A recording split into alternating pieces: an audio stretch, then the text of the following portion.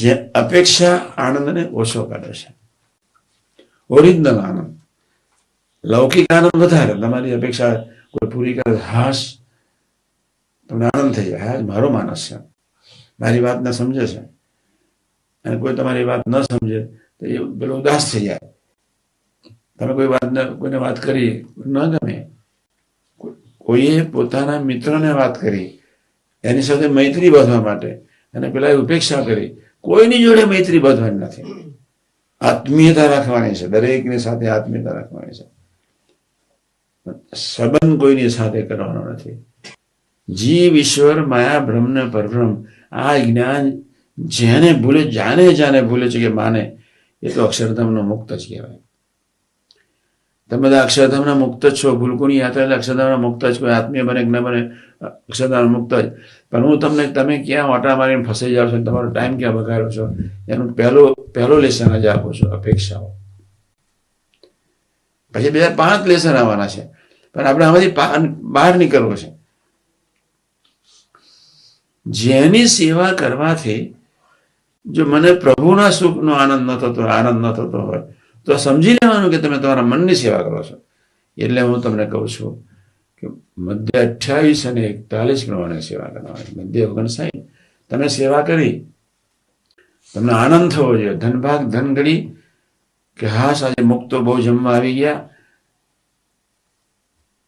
સાક્ષાત બધા ભગવાન સ્વામિનારાયણ જમી રહ્યા છે, શાસ્ત્રીમાં યોગી મહારાજ, કાકાજી બાપ્પાજી જ જમી રહ્યા છે. એવા ભાવથી જો આપણે જમાડીએ નહીં તો હૃદયના ભાવ સૂક્ષ્મ શરીરનો કચરા ઉપર જે સ્વામીને ડામ ન દે પ્રભુ, ઓછા ન થાય, કસાય નહીં, આ વ્યક્તિનું શુદ્ધિકરણ ન થાય. જે દિવસે મધ્ય 28-41 પ્રમાણે સેવા થશે તે દિવસથી જ અવ્યક્તનું શુદ્ધિકરણ થશે. બાકી અવ્યક્તનું શુદ્ધિકરણ નહીં થાય. સેવા કરવામાં જો રાગનું પોષણ થતું હોય, મૈત્રી બાંધવામાં જો રાગનું પોષણ થતું હોય, અપેક્ષાનું પોષણ થતું હોય, તો જે સ્વામીને તટસ્થ ભાવ રાખીને ભજન કરજો. પણ કોઈની સાથે આત્મીય થવાનું છે. મૈત્રીથી, અતુટ ભાવથી, સ્થૂળ ફ્રેન્ડશીપ મૈત્રી જોઈએ જ નહીં.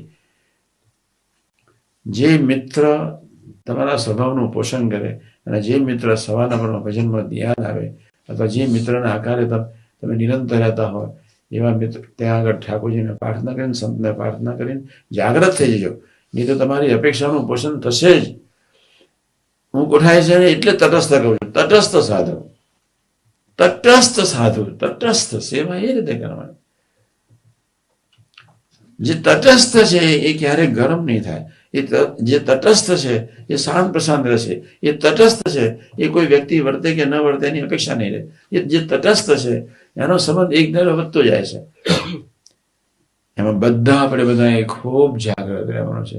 ભલે આટલી લોબી પહોરી મોટી ઊંડી વાતો ન સમજ પડે, પણ મારે ધીમે ધીમે ધામ મુક્તો પાસે અપેક્ષાઓ, મારા ભગવદી મુક્તો સાથે, મારા અંગત મિત્રો સાથે, આવનારો સમાજ અથવા જે સમાજમાં હું બેઠો છું એ સમાજની પાસે મારે જે અપેક્ષાઓ રાગ અને દેહભાવને દેહભાવનું પોષણ કરે એવી અપેક્ષાઓ ક્યારેય રાખવી નથી.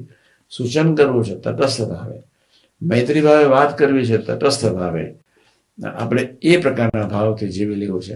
બાકી અપેક્ષાઓ છે ત્યાં આત્મીયતા નહીં હોય, અપેક્ષાઓ છે ત્યાં સંબંધ નહીં હોય, અપેક્ષાઓ છે ત્યાં જય સ્વામિનારાયણ તમારા રાગનું પોષણ હશે તો આજના શુભ મંગલકારી દિવસે 1987 સાલની વાત હતી ને 2 સંતો મારી પાસે આવ્યા.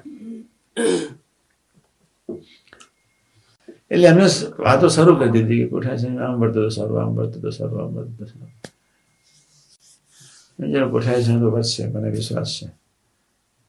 મેં એમને બહુ સ્પષ્ટપણે કહ્યું કોઠા છે તો વર્ષે મને વિશ્વાસ છે. તમે ક્યારે શરૂઆત કરશો? તમે જેને શરૂઆત કરી હોય ને એને ગાંઠ ન હોય, આંટી ના હોય, એને ચૂક ના લાગે, માખણ જેવું હૃદય હોય. બસ એનું ધ્યેય એકદમ નીટ એન્ડ ક્લીન હોય, ન અરુચિ, ન અભાવ, ન ભાવફેર. અપેક્ષા છે તો અભાવ છે, અપેક્ષા છે તો આંટી છે, અપેક્ષા છે તો અંતરાય છે, અપેક્ષા છે તો અરુચિ છે, અપેક્ષા છે તો આત્મીયતા નથી. અપેક્ષા ક્યારે શું કરી નાખશે એ આપણને ખબર નહીં પડે.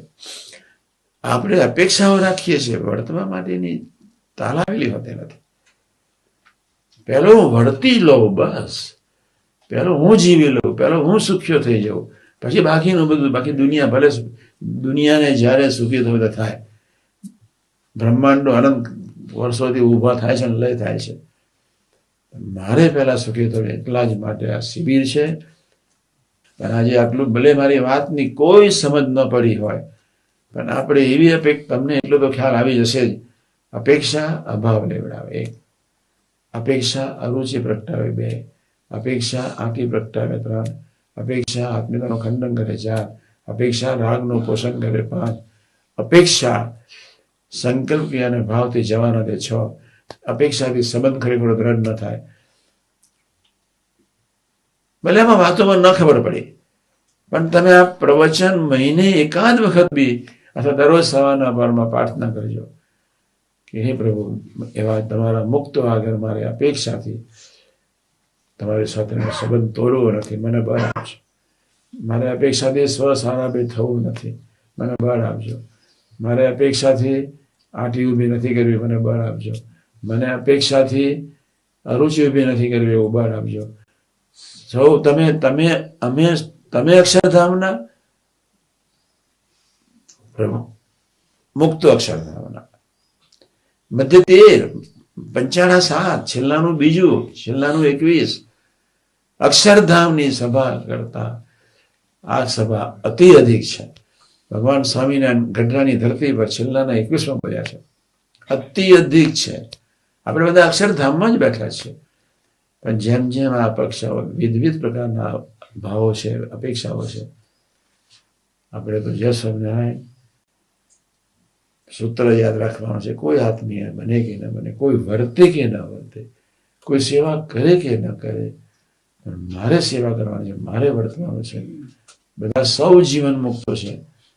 મારે ડબલ સેવા કરવાની છે, મારે ડબલ પુણ્ય પેદા કરવાનું છે, મારે સ્પીડથી જવાનું છે. એટલે મારી ફરજ છે કે ભગવાન મને મુક્તો મારફત સાથ નથી આપતા, પણ મારા યાત્રા, મારા આત્મા પર પ્રભુની એટલી મોટી કૃપાઓ વધી ગઈ છે, તું જલ્દી જા બસ. મને રોગ મૂક્યો છે, કદાચ કોઈ સેવા નથી કરતું, અને સેવા નથી કરતું અપેક્ષાઓને લઈને અભાવ આવી જાય છે. એક સાધુએ મને કહ્યું, કોઠારી સ્વામી, હું 15 દિવસથી બીમાર છું, પણ હજુ મળવા આવ્યા નથી. મેં કહ્યું, હું આવી ગયો ને બસ. આ એક અપેક્ષા છે. એ સાધુએ ભજન જ, ભલે સંકલ્પ ઉઠે, હું એમ નથી કહેતો તમને સંકલ્પ ન ઉઠે, ઉઠે જ. દેહભાવ છે, આપણે દેહમાં બેઠા છીએ. એટલે નક્કી કરી નાખવાનું, દેહ મારું સ્વરૂપ નથી.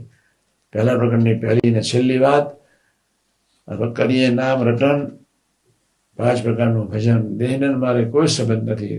દેહ એક મીડિયમ છે, દેહ એક મકાન છે, જેના મારફત પ્રભુ અક્ષરનું શરીર બંધાવાનું છે. એક માધ્યમ છે. દેહ તે હું નથી જ. અને જ્યાં દેહ તે હું છે, ત્યાં અપેક્ષાઓ હોય, અથવા એવા દેહના રાગના પોષણ માટે અપેક્ષાઓ હોય જ. એટલે આજે આટલું પાકું રાખજો. પણ આજે આપણે સંકલ્પ કરીએ, મારી વાત સમજ પડી કે ન પડી એની બહુ ચિંતા કરવાની જરૂર નથી.